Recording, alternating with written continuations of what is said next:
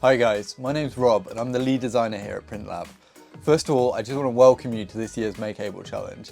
It's amazing to me how many of you guys take part in this challenge each year, taking time out of your days to push yourselves out of your comfort zones and learn some completely new skills.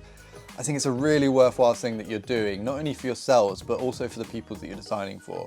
So take a minute to just pat yourselves on the back for taking that first step and joining this year's challenge.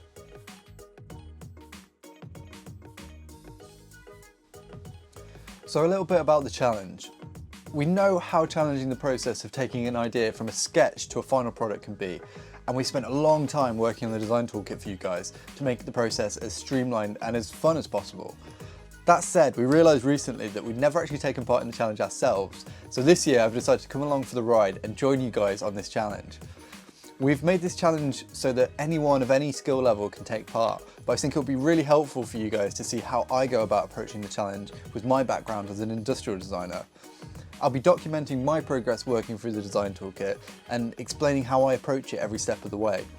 You'll find my videos at the end of each toolkit section, so that way, if you've read everything on the section and are still kind of unsure of how to move forwards, you can just watch my video and see how I went about it.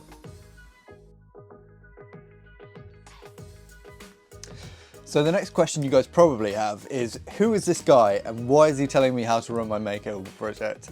Well, to give you guys a bit more context on my background, I graduated from Brunel University in 2014.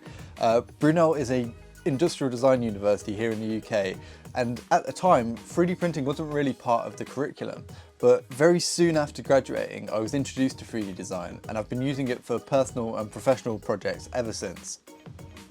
Since graduating, I've spent most of my professional career working in the toy industry as an inventor. This is a job where you would come up with new and wacky toy concepts for companies like Lego and Hasbro, and then I'd create prototypes showing how these ideas worked.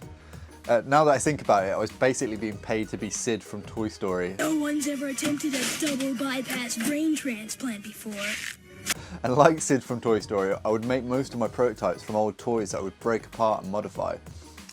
This is because when I was starting out in the toy industry, 3D printing was still not widely used for prototyping, and instead I was taught the more traditional model making techniques so that I could build my prototypes from scratch. The real reason that I finally took the plunge and learnt 3D design is because, well, I'm a bit of a nerd, and I was seeing all these amazing things that people were 3D printing for miniature war games like Warhammer, and I really wanted to make my own models too. Once I started though, I was instantly hooked, and the ability to make any object digitally and then bring it into the real world with 3D printing was like magic to me. And to be honest, even now I still get a kick every time I get a new part off the print bed. In the coming challenge, I hope to show you some of the tricks and tips that I've picked up over the years for how to quickly and effectively prototype your ideas, and the thought process that I go through when iterating on each design. I'll show you how to implement this design thinking in your own projects as we both work our way through the design toolkit together. For this challenge, I'm going to be making a product for my friend Cath, who also happens to be one of the Make Able champions that you guys can design for.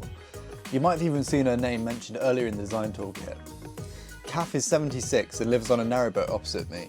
She's super active and doesn't let her age stop her from doing anything, but living on a narrowboat can be quite a demanding lifestyle, so I'm hoping to make something for her that can make it just that little bit easier. I'm really excited to get started on this challenge, and I cannot wait to see what you guys come up with too. So follow me over to the next section of the design toolkit where we'll look at different methods for getting inspired.